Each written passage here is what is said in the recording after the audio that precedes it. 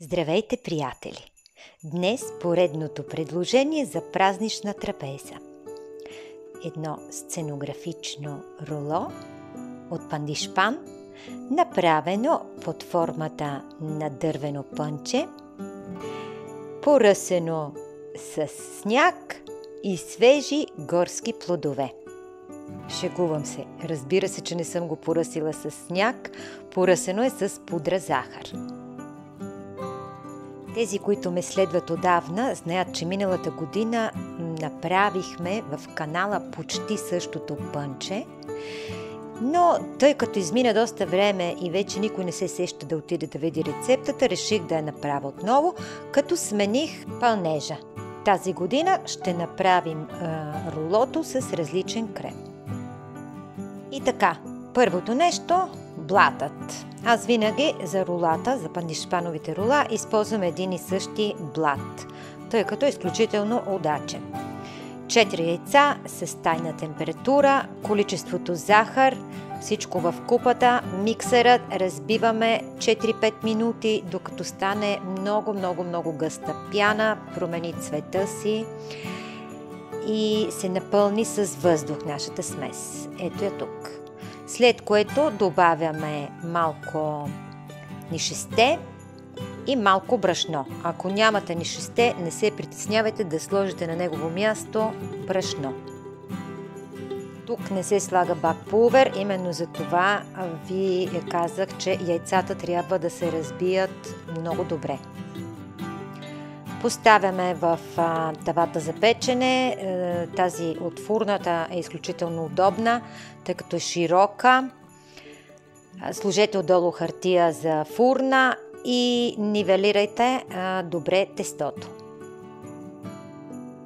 В този момент фурната вече трябва да бъде включена, за да се загрее много добре на 180 градуса.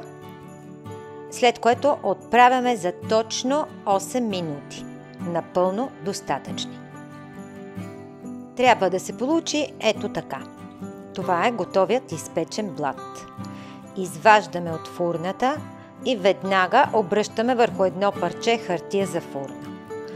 Отстраняваме хартията, върху която пекохме, и навиваме на стегнатичко руло, заедно с хартията, която сме поставили от долната страна. Ето така, загръщаме добре и оставяме настрани да изстине. В това време ние ще се заемем с крема. Трябва да ви кажа, че за пръв път приготвям този крем и останах приятно изненадана. Невероятен вкус. Започваме с маскарпонето, ще го довкусим с малко пудра захар. Ако искате, регулирайте количеството, повече, по-малко, така както ви харесва, по-сладко, по-несладко. Разбъркваме добре, ако искате, ползвайте миксер, но не е толкова трудно да се направи и на ръка. И следва нещо интересно, това е крем от кестени, мармелад по-точно от кестени. Не знам дали ще го намерите. Ако не го намерите, заменете с, мислех си за шипков мармалад, който ние напоследък май много не използваме в България. Е така вкусен и хубав. И така, размесваме всичко в купата, ще добавим малко какао, за да подсилим цвета, за да може да контрастира добре кафявият крем с светлият блат. Тук добавих малко ром, тъй като сместа е доста гъста, а и ромът, освен че ще разреди крема, придава невероятен вкус. И така, разтваряме блата, който вече е поизстинал. Виждате, че сам се е нагънал. Нанасяме 2/3, обръщам ви внимание, 2/3 от приготвения крем. Разпределяме добре по цялата повърхност. Заглаждаме.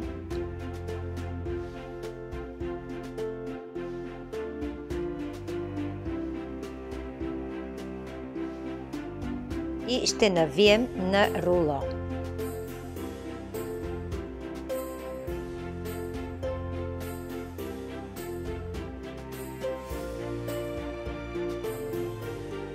След което обратно ще завием в хартията за печене.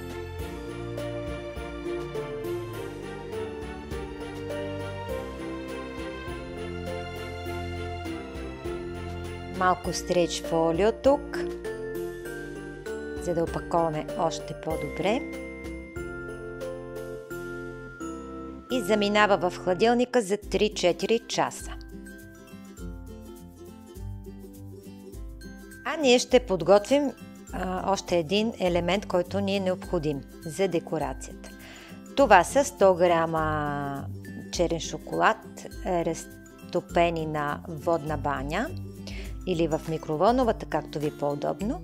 Поставяме върху хартия за печене, този път използваме тонове хартия за печене. И нивелираме много добре на тънък слой. След това още един лист от хартията отгоре. Заглаждаме да няма въздух.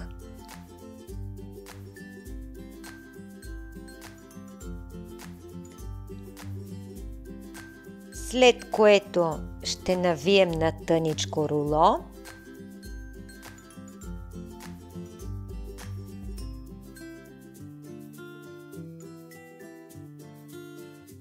И ще изпратим и него в хладилника.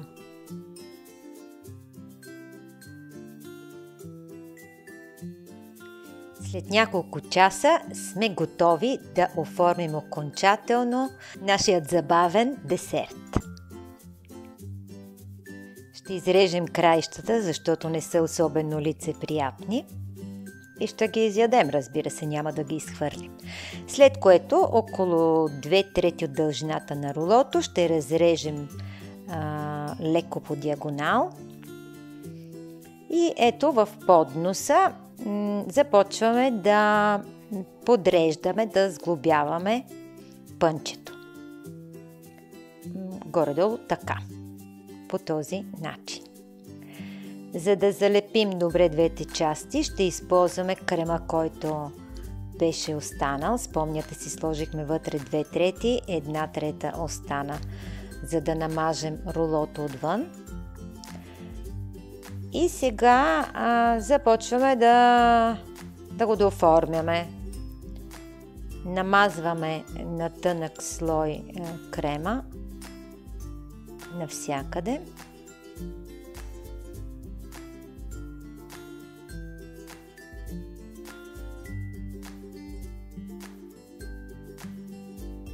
Даже ако решим да го оставим така, без да го дооформим с шоколадовите парченца, които видяхте, подготвихме и стоят в хладилника, вече наподобява на пънче, кората на дърво.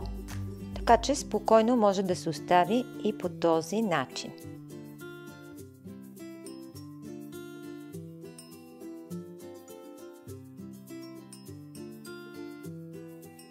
За по-голям реализъм обаче, ние ще направим кора на пънчето от шоколада, който намазахме тук между двата листа от хартия за печене.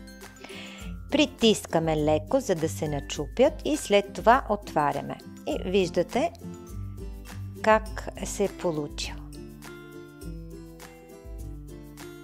Сега следва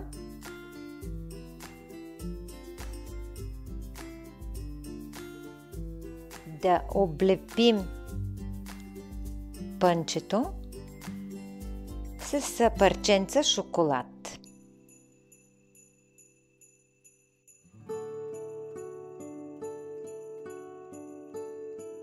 Разполагайки ги плътно едно до друго.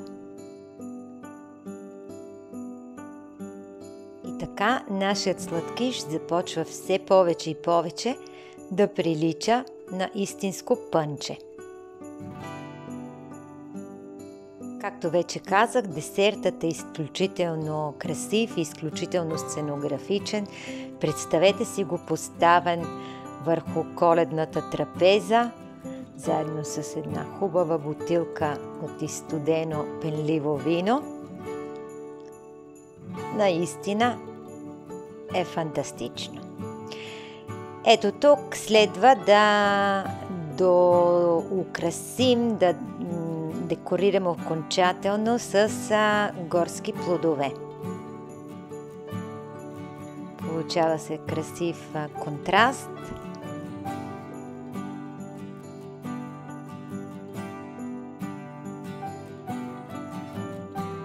Ще добавим листенца от мента.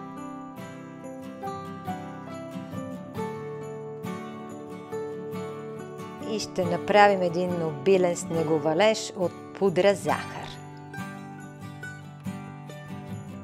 Вуаля! Това е нашият резултат. Мисля, че изглежда чудесно. Ако е харесал и на вас, не забравяйте да сложите лайк под видеото, да го споделите с приятели, да се абонирате за канала, ако все още не сте го направили. Така гарантирано няма да пропуснете следващите предложения. Аз ви пожелавам весели празници и до следващата интересна среща!